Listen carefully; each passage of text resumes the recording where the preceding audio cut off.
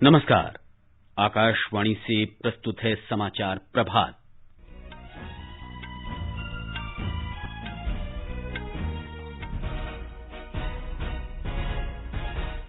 प्रधानमंत्री नरेंद्र मोदी आज गुजरात के राजकोट में अखिल भारतीय आयुर्विज्ञान संस्थान की आधारशिला रखेंगे। केंद्र सरकार और किसान संगठन कल छठे दौर की बातचीत में पर्यावरण अध्यादेश और बिजली कानून पर सहमत हुए। अगली बैठक 4 जनवरी को। नागालैंड को और 6 महीने के लिए अशांत क्षेत्र घोषित किया गया। आयकर रिटर्न भरने की तारीख फिर बढ़ाई गई। शिक्षा मंत्री आज शाम केंद्रीय माध्यमिक शिक्षा बोर्ड की 10वीं और 12वीं बोर्ड परीक्षाओं की तारीखों की घोषणा करेंगे। और कोविड से स्वस्थ होने की दर 95.99% हुई।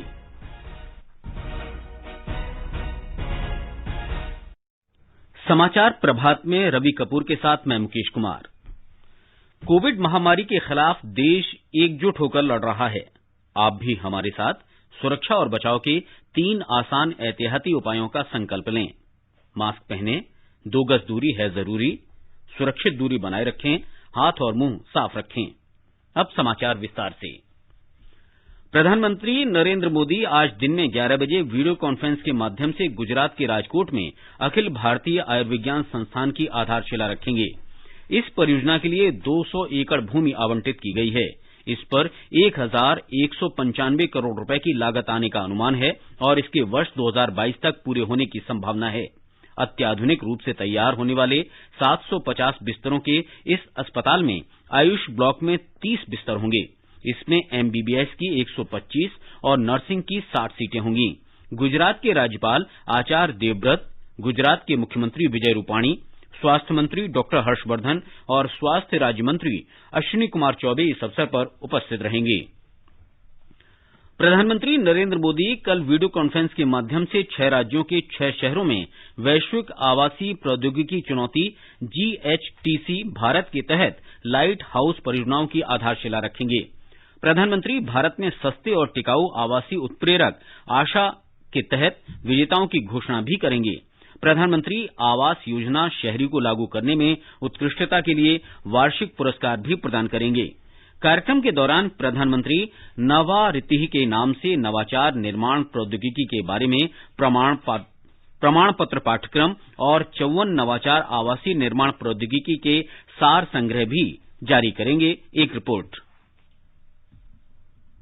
लाइट हाउस परियोजनाओं के माध्यम से देश में पहली बार नए युग में वैकल्पिक प्रौद्योगिकी, सामग्रियों और प्रक्रियाओं के उपयोग से बड़े स्तर पर निर्माण की झलक पेश की जाएगी। इस तरह के निर्माण कार्य मध्य प्रदेश के इंदौर, गुजरात के राजकोट, तमिलनाडु के चेन्नई, झारखंड में रांची, त्रिपुरा में अगरतला और उत्तर प्रदेश में लखनऊ में किए जा रहे हैं। हर जगह इस तरह के 1000 आवासों का निर्माण होगा। यह निर्माण कार्य 12 महीने के अंदर पूरे कर लिए जाने की संभावना है, जबकि सामान्य रूप से इसमें अधिक समय लगता है। ऐसे निर्माण में कम लागत आएगी, वे दीर्घकालिक होंगे और उच्च गुणवत्ता वाले होंगे। समाचार कक्ष से विजय लक्ष्मी कासूटिया।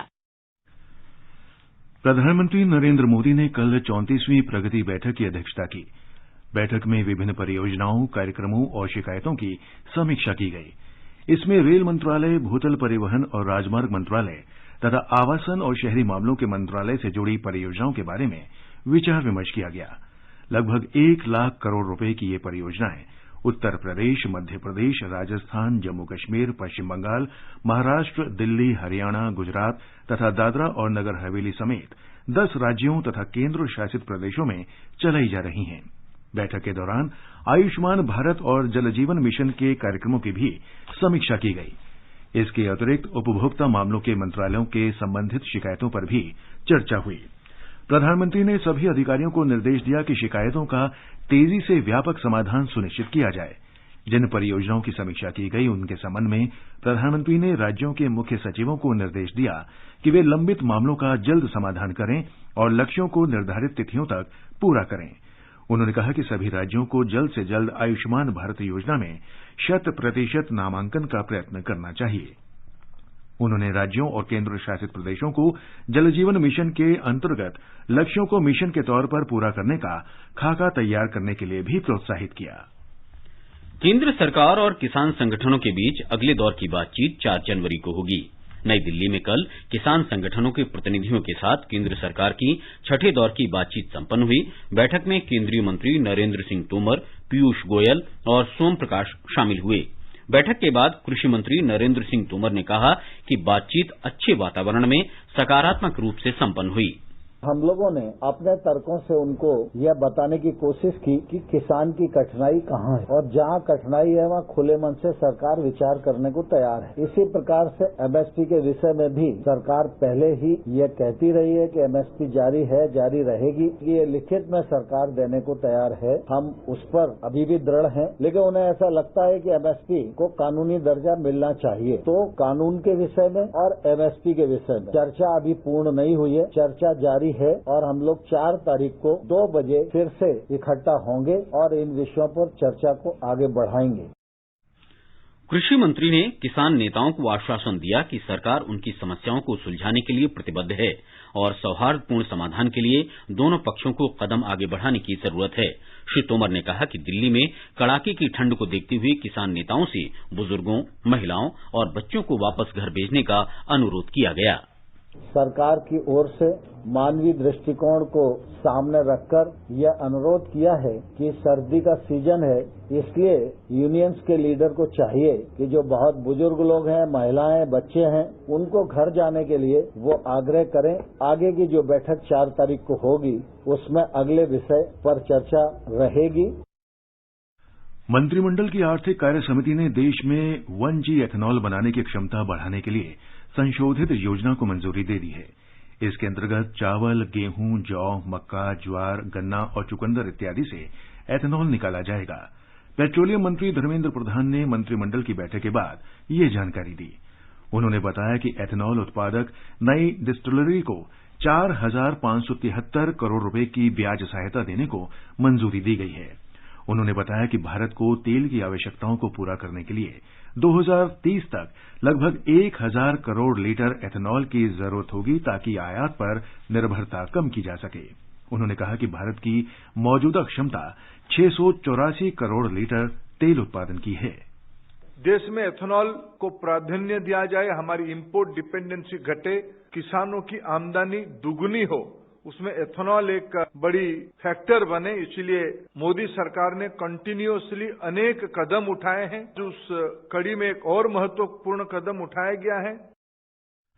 बंदरगाह, जहाजरानी और जलमार्ग मंत्री मनसुख मांडविया ने बताया कि मंत्रिमंडलीय समिति ने पारादीप बंदरगाह पर पोतों के लिए सार्वजनिक निजी भागीदारी के अंतर्गत निर्माण, संचालन और हस्तांतरण के आधार पर पश्चिमी गोदी के विकास सहित विभिन्न बंदरगाह सुविधाओं के विकास की भी स्वीकृति दे दी है। इस परियोजना पर 3,004 करोड़ रुपए की लागत आएगी। इससे कोयला और चूना पत्थर के आयात और इस्पात उत्पादों के निर्यात की आवश्यकताएं पूरी होंगी। 25 मिलियन मैट्रिक टन कार्गो के क्षमता वाला 18 मीटर ड्राफ्ट वाला एक डॉक बनाने जा रहे हैं। 3,000 करोड़ खर्च से बनने वाले इस डॉक में केप वेसल्स आ पाएगी। डॉक बनेगा तो उसका बहुत बड़ा फायदा है। मोदी जी के ये विचारों को उससे चरितार्थ होना है कि ईस्टर्न कोस्ट, ईस्टर्न पार्ट मतलब पारादीप ये पूर्वोदय का द्वीप बनेगा। मंत्रिमंडलीय समिति ने आंध्र प्रदेश में कृष्णापट्टनम औद्योगिक क्षेत्र, कर्नाटक में तुमकुर औद्योगिक क्षेत्र और उत्तर प्रदेश के ग्रेटर नोएडा में मल्टी मॉडल लॉजिस्टिक्स हब तथा मल्टी मॉडल ट्रांसपोर्ट हब के लिए आधारभूत उपकरणों के निर्माण के प्रस्ताव को भी मंजूरी दे दी है। सूचना और प्रसारण मंत्री प्रकाश जावड़ेकर ने बताया कि इस परियोजना से लगभग 3 लाख रोजगार के अवसरों का सृजन होगा। जहां माल ढुलाई होगी उस कॉरिडोर के साथ जहां एक्सप्रेसवेज है, जहां बंदरगाह है, जहां रेलवे की बड़ी सुविधा है और जहां एयरपोर्ट भी है, ऐसे जगह औद्योगिक शहरों का क्षेत्रों का विकास करने का एक महत्वपूर्ण निर्णय इकोनॉमिक अफेयर्स ने लिया है। तो 7,725 करोड़ के लागत से और जिससे लगभग 3 लाख रोजगार पैदा होंगे, ऐसी योजना को आज मंजूरी मिली है। सरकार ने जमीन से हवा में मार करने वाली स्वदेश निर्मित आकाश मिसाइल के निर्यात को मंजूरी दे दी है। प्रधानमंत्री नरेंद्र मोदी की अध्यक्षता में कल मंत्रिमंडल की बैठक में ये फैसला लिया गया। रक्षा निर्यात प्रक्रिया में तेजी लाने के लिए एक समिति गठित करने का भी निर्णय लिया गया। रक्षा मंत्री राजनाथ सिंह ने इसका स्वागत करते हुए कहा कि इस फैसले से देश को रक्षा निर्यात से आमदनी बढ़ाने में मदद मिलेगी। उन्होंने कहा कि आत्मनिर्भर भारत अभियान के तहत बड़ी संख्या में कई तरह के रक्षा उपकरण और मिसाइलें देश में बनाई जा रही हैं। श्री राजनाथ सिंह ने कहा कि 96% से अधिक स्वदेशी तकनीक से निर्मित आकाश मिसाइल देश की रक्षा क्षमता का एक महत्वपूर्ण हिस्सा है। रक्षा अनुसंधान और विकास संगठन द्वारा विकसित 25 किलोमीटर तक की मारक क्षमता वाली आकाश मिसाइल लड़ाकू विमानों, क्रूज मिसाइलों और ड्रोन पर सटीक निशाना लगा सकती है। रक्षा मंत्री ने कहा कि सरकार ने उन्नत किस्म के रक्षा उपकरणों के निर्यात पर जोर देते हुए $5 अरब के रक्षा निर्यात का लक्ष्य रखा है। समूचे नागालैंड राज्य को 6 और महीने के लिए अशांत क्षेत्र घोषित कर दिया गया है। गृह मंत्रालय की एक अधिसूचना के अनुसार केंद्र सरकार का मानना है कि पूरा नागालैंड अशांत और खतरनाक स्थिति में है। नागरिक प्रशासन की सहायता के लिए सशस्त्र बलों का उपयोग आवश्यक है। अधिसूचना में कहा गया है कि केंद्र सरकार ने सशस्त्र बल विशेषाधिकार अधिनियम 1958 की धारा 3 के अंतर्गत प्रदत्त शक्तियों का प्रयोग करते हुए समूचे नागालैंड राज्य को 6 महीने की अवधि के लिए अशांत क्षेत्र घोषित किया है। नागालैंड में पिछले कई दशकों से सशस्त्र बल विशेषाधिकार अधिनियम लागू है। आगे बढ़ने से पहले एक नजर मुख्य समाचारों पर। प्रधानमंत्री नरेंद्र मोदी आज गुजरात के राजकोट में अखिल भारतीय आयुर्विज्ञान संस्थान की आधारशिला रखेंगे। केंद्र सरकार और किसान संगठन कल छठे दौर की बातचीत में पर्यावरण अध्यादेश और बिजली कानून पर सहमत हुए। अगली बैठक 4 जनवरी को। नागालैंड को और 6 महीने के लिए अशांत क्षेत्र घोषित किया गया। आयकर रिटर्न भरने की तारीख फिर बढ़ाई गई। शिक्षा मंत्री आज शाम केंद्रीय माध्यमिक शिक्षा बोर्ड की 10वीं और 12वीं बोर्ड परीक्षाओं की तारीखों की घोषणा करेंगे और कोविड से स्वस्थ होने की दर 95.99% हुई। केंद्रीय औषधि मानक नियंत्रण संगठन की विषय विशेषज्ञ समिति की बैठक में कल कोविड-19 की वैक्सीन के आपात उपयोग को अनुमति देने पर विचार विमर्श किया गया। Pfizer, serum institute of India और भारत बायोटेक प्राइवेट लिमिटेड ने वैक्सीन के आपात उपयोग की अनुमति देने का अनुरोध किया है। विषय विशेषज्ञ समिति ने सीरम इंस्टीट्यूट ऑफ इंडिया और भारत बायोटेक के अतिरिक्त आंकड़ों और सूचनाओं का अध्ययन और विश्लेषण किया। फाइजर ने फिलहाल और समय मांगा है। अतिरिक्त आंकड़ों और सूचनाओं का विश्लेषण जारी है। विषय विशेषज्ञ समिति की कल दोबारा बैठक होगी। देश में कोविड से स्वस्थ होने की दर 95.99% हो गई है। पिछले 24 घंटों के दौरान 26,000 से अधिक रोगी स्वस्थ हुए। स्वास्थ्य मंत्रालय के अधिकारी ने बताया कि अब तक 98,34,000 से अधिक कोविड रोगी स्वस्थ हो चुके हैं। इस समय कोविड मृत्यु दर 1.45% है, जो विश्व में सबसे कम है। देश में पिछले 24 घंटे में 11,20,000 से अधिक जांच की गई। अब तक 17 करोड़ से अधिक कोविड नमूनों की जांच की जा चुकी है। भारतीय आयुर्विज्ञान अनुसंधान परिषद आईसीएमआर के अनुसार देश भर में अब तक 17 करोड़ 9 लाख से अधिक नमूनों की जांच की गई है।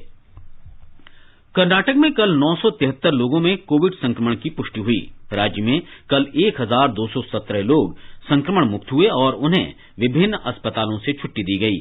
समूचे राज्य में इस समय 11,610 मरीजों का इलाज चल रहा है। इनमें से 202 मरीज आईसीयू में हैं। कल 7 लोगों की मौत होने के साथ ही राज्य में कोरोना से मरने वालों की संख्या 12,081 हो गई है। कल 1,03,857 नमूनों की जांच की गई।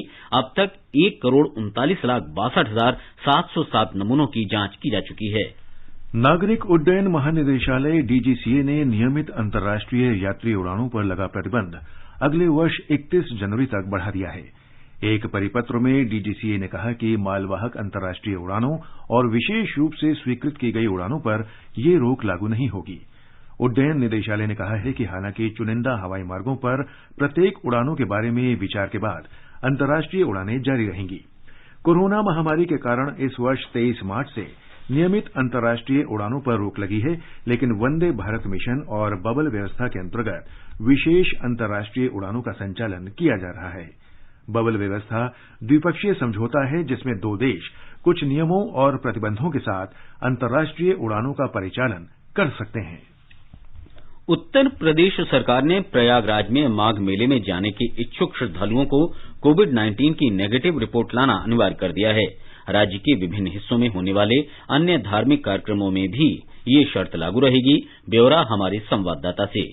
अपर मुख्य सचिव स्वास्थ्य अमित मोहन प्रसाद ने कहा कि कोविड संक्रमण को नियंत्रित करने के लिए माघ मेला प्रयागराज और मथुरा में होने वाले संत समागम सहित विभिन्न धार्मिक आयोजनों में आने वाले श्रद्धालुओं के लिए 5 दिन पहले की गई कोविड परीक्षण की रिपोर्ट लाना अनिवार्य कर दिया गया है। उन्होंने कहा कि ये कोविड जांच सिर्फ RT-PCR पद्धति द्वारा ही की गई होनी चाहिए। उत्तर प्रदेश में कोरोना के संक्रमण के फैलने के बाद माघ मेला पहला ऐसा बड़ा धार्मिक आयोजन होगा जिसमें बड़ी संख्या में लोग एकत्रित होंगे। प्रदेश के मुख्य सचिव R.K. तिवारी ने पहले ही माघ मेले के दौरान पूरे संगम क्षेत्र में कोविड प्रोटोकॉल का कड़ाई से पालन सुनिश्चित किए जाने के निर्देश दिए हैं। कल्पवासी वे श्रद्धालु होते हैं जो पूरे माघ महीने के दौरान गंगा तट पर रहकर प्रतिदिन गंगा स्नान करते हुए कठिन जीवन व्यतीत करते हैं और उन्हें काफी सम्मान की दृष्टि से देखा जाता है। सुशील चंद्र तिवारी, आकाशवाणी समाचार, लखनऊ। ओडिशा सरकार ने अगले महीने के लिए कोविड के नए दिशा निर्देश जारी किए हैं। राज्य सरकार ने सिनेमा हॉल और थिएटरों को 50% उपस्थिति के साथ अनुमति दे दी है। सामाजिक, धार्मिक, खेल, मनोरंजन, शैक्षिक और सांस्कृतिक समारोहों में प्रति कार्यक्रम 200 लोगों की सीमा तय की गई है। इस दौरान कोविड मानकों का कड़ाई से पालन किए जाने के निर्देश दिए गए हैं। दिल्ली में कल 677 लोगों में कोविड संक्रमण पाया गया। राजधानी में संक्रमित लोगों की कुल संख्या अब 6,24,795 हो गई है। कल 940 रोगियों के स्वस्थ होने के साथ ही संक्रमण मुक्त हुए लोगों की संख्या 6,08,434 हो गई है। कल कोरोना से 21 लोगों की मृत्यु हुई। राजधानी में अब तक 10,523 लोगों की कोरोना से मौत हो चुकी है। इस समय 5,838 रोगियों का इलाज चल रहा है। सरकार ने कोविड महामारी को ध्यान में रखते हुए व्यक्तिगत करदाताओं के लिए आयकर रिटर्न भरने की तारीख 10 जनवरी 2021 तक बढ़ा दी है। कंपनियों के लिए वित्त वर्ष 2019-20 की आयकर रिटर्न भरने की अंतिम तारीख भी 15 फरवरी 2021 तक बढ़ा दी गई है। आयकर विभाग ने कहा है कि करदाताओं को कोविड महामारी के कारण कुछ शर्तों के पालन में आ रही दिक्कतों के मद्देनजर ये फैसला किया गया है। इससे पहले व्यक्तिगत करदाताओं के लिए आयकर रिटर्न भरने की तारीख 31 दिसंबर 2020 थी। कंपनियों के लिए रिटर्न भरने की अंतिम तिथि 31 जनवरी 2021 निर्धारित की गई थी। आयकर विभाग ने तीसरी बार रिटर्न भरने की अंतिम तारीख बढ़ाई है। इसके अलावा विवाद से विश्वास योजना के अंतर्गत घोषणा पत्र भरने की तारीख भी 31 जनवरी 2021 तक बढ़ा दी गई है। इस योजना के अंतर्गत आदेश पारित करने की तिथि 31 जनवरी 2021 तक बढ़ाई गई है। प्रत्यक्ष कर और बेनामी अधिनियमों के अंतर्गत अधिकारियों द्वारा आदेश पारित करने या नोटिस जारी करने की तिथि भी 31 मार्च 2021 तक बढ़ाई गई है। स्व आकलन कर के भुगतान के मामले में लघु और मध्यम वर्ग के करदाताओं को तीसरी बार राहत देने के लिए अंतिम तारीख भी बढ़ा दी गई है। चीन में मंगलवार को 24 लोगों में कोविड संक्रमण की पुष्टि हुई। राष्ट्रीय स्वास्थ्य कमीशन ने कल बताया कि नए रोगियों में से 7 व्यक्ति स्थानीय स्तर पर संक्रमित हुए, जबकि 17 व्यक्ति विदेशों से चीन आए। स्थानीय स्तर पर संक्रमित हुए व्यक्तियों में उत्तर पूर्वी चीन के लियोनिंग प्रांत में 5 और एक पेचिंग तथा हिलोंगजियांग में मिले हैं। केंद्रीय शिक्षा मंत्री रमेश पोखरियाल निशंक ने आज केंद्रीय माध्यमिक शिक्षा परिषद की 10वीं और 12वीं की बोर्ड परीक्षा 2021 की तारीखों की घोषणा करेंगे। इससे पहले शिक्षकों के साथ वर्चुअल माध्यम से बातचीत में उन्होंने बताया था कि केंद्रीय माध्यमिक शिक्षा बोर्ड 2021 में 10वीं और 12वीं की बोर्ड परीक्षाओं के लिए आवश्यक तैयारियां कर रहा है। उन्होंने कहा कि छात्रों, शिक्षकों और अभिभावकों के सुझावों को ध्यान में रखकर परीक्षाओं की तैयारी की जा रही है। असम विधानसभा ने राज्य सरकार द्वारा संचालित सभी मदरसों को सामान्य स्कूलों में बदलने संबंधी असम निरसन विधेयक 2020 पारित कर दिया है। विपक्षी दल कांग्रेस और all India United democratic front ने विधेयक प्रवर समिति को भेजने की मांग खारिज होने के बाद सदन से वॉकआउट किया। इस विधेयक के पारित होने के साथ ही सरकार के सभी मदरसों को अगले वर्ष 1 अप्रैल से नियमित शिक्षा संस्थान में बदल दिया जाएगा। विधानसभा के 3 दिन के शीतकालीन सत्र का कल आखिरी दिन था। आकाशवाणी का समाचार सेवा प्रभाग वर्ष की प्रमुख घटनाओं के बारे में वार्षिकी 2020 श्रृंखला प्रस्तुत कर रहा है। इस कड़ी में आज हम कौशल भारत के बारे में रिपोर्ट प्रस्तुत कर रहे हैं। देश भर में कौशल विकास को बढ़ावा देने और मजबूत संस्थानिक ढांचे को लागू करने के लिए 15 जुलाई 2015 को राष्ट्रीय कौशल विकास मिशन की शुरुआत की गई थी। इसे स्किल इंडिया मिशन के नाम से भी जाना जाता है। प्रधानमंत्री नरेंद्र मोदी ने तेजी से बदलती बाजार की परिस्थितियों और व्यापारिक वातावरण के मद्देनजर प्रासंगिक बने रहने की दिशा में युवाओं के लिए दोबारा कौशल प्राप्त करने और अपने कौशल में वृद्धि करने पर बल दिया है। इस वर्ष 15 जुलाई को विश्व युवा कौशल दिवस के अवसर पर एक वर्चुअल सम्मेलन को संबोधित करते हुए श्री मोदी ने कहा था कि आज लाखों कुशल लोगों की आवश्यकता है और विशेष रूप से स्वास्थ्य के क्षेत्र में बहुत बड़ी संभावना है। तेजी से बदलती हुई आज की दुनिया में अनेक सेक्टरों में लाखों स्किल्ड लोगों की जरूरत है। विशेषकर स्वास्थ्य सेवाओं में तो बहुत बड़ी संभावनाएं बन रही है। यही समझते हुए अब कौशल विकास मंत्रालय ने दुनिया भर में बन रहे इन अवसरों की मैपिंग शुरू की है। कोशिश यही है कि भारत के युवा को अन्य देशों की जरूरतों के बारे में उसके संबंध में भी सही और सटीक जानकारी मिल सके। केंद्रीय कौशल विकास और उद्यमशीलता मंत्री डॉक्टर महेंद्र नाथ पांडेय ने कहा कि हमारे युवा सबसे बड़ी पूंजी हैं और देश की आर्थिक समृद्धि और सामाजिक विकास में महत्वपूर्ण प्रेरक हैं। हम सब आज के विश्व की जरूरतों के हिसाब से भारत के युवाओं को तैयार करना, भारत के अंदर भारत के बाहर, उस दिशा में भी हमने काफी कदम बढ़ाए हैं। और PMKVY 3 का जो प्लान जिसे भारत सरकार ने प्रायोगिक रूप से शुरुआत की मंजूरी दे दी है, उसको हम जो लेके आज आए हैं इस 5 वर्ष की यात्रा में, जिसमें एक नया आभास देश के युवाओं को होगा और कई ऐसे पहलें की गई हैं। हमारे संवाददाता ने बताया है कि कौशल भारत योजना पूरे देश के विकास की दिशा में एक महत्वपूर्ण पहल है। वित्त व्यय समिति ने प्रधानमंत्री कौशल विकास योजना के तीसरे चरण को मंजूरी दे दी है और कौशल विकास मंत्रालय ने वर्ष 2020-21 के दौरान 8 लाख उम्मीदवारों को प्रशिक्षण देने का लक्ष्य निर्धारित किया है।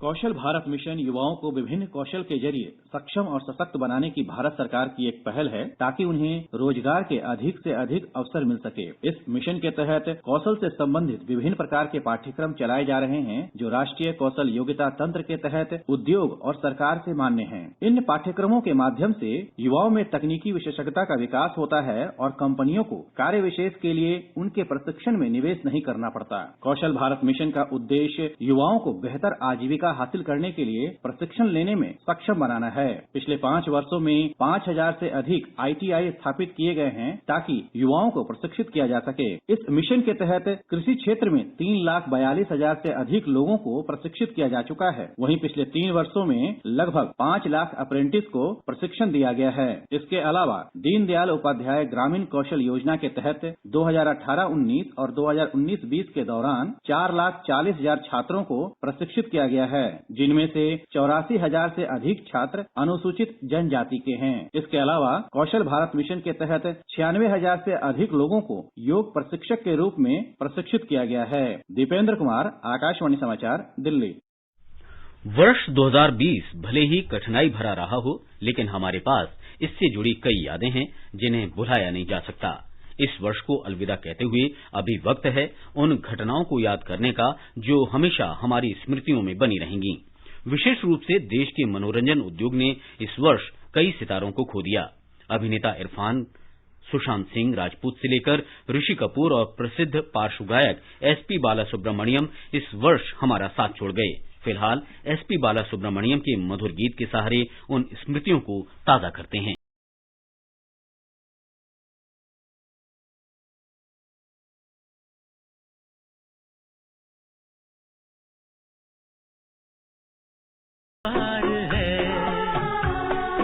पहला पहराव प्यार है, पहली पहली बार है, जान के भी। वर्ष 2020 समाप्त हो रहा है। हम आपके लिए एक विशेष कार्यक्रम 2020 की बात आकाशवाणी के साथ लेकर आ रहे हैं। इस कार्यक्रम में वर्ष 2020 की प्रमुख घटनाओं की झलकियां प्रस्तुत की जाएंगी। ये कार्यक्रम आज FM गोल्ड चैनल पर रात 9:30 बजे से 10 बजे तक प्रसारित किया जाएगा। 2020 का ये गुजरता वर्ष क्या रहा खास? कौन अर्श पर तो कौन फर्श पर?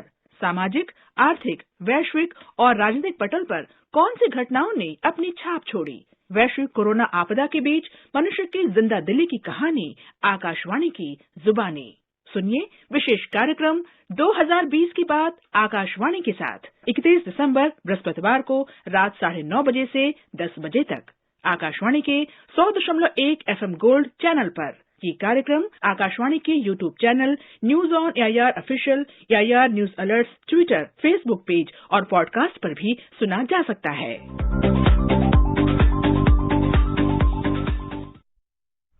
कर्नाटक सरकार ने नववर्ष समारोह के संबंध में दिशा निर्देश जारी किए हैं। हमारे संवाददाता ने बताया है कि राज्य में आज शाम 6 बजे से कल सुबह तक धारा 144 के तहत 5 से अधिक लोगों के एक साथ जमा होने पर रोक लगा दी गई है। महाराष्ट्र के गृहमंत्री अनिल देशमुख ने लोगों से शांतिपूर्ण और साधारण तरीके से नववर्ष का स्वागत करने की अपील की है। श्री देशमुख ने कहा कि लोगों को राज्य सरकार के दिशा निर्देशों का पालन करना चाहिए क्योंकि कोविड-19 की स्थिति अब भी बनी हुई है। मध्य प्रदेश के ज्यादातर हिस्सों में पिछले कई दिनों से शीतलहर जारी है। पर्वतीय क्षेत्रों से आने वाली बर्फीली हवाओं के कारण राज्य भीषण ठंड की चपेट में है।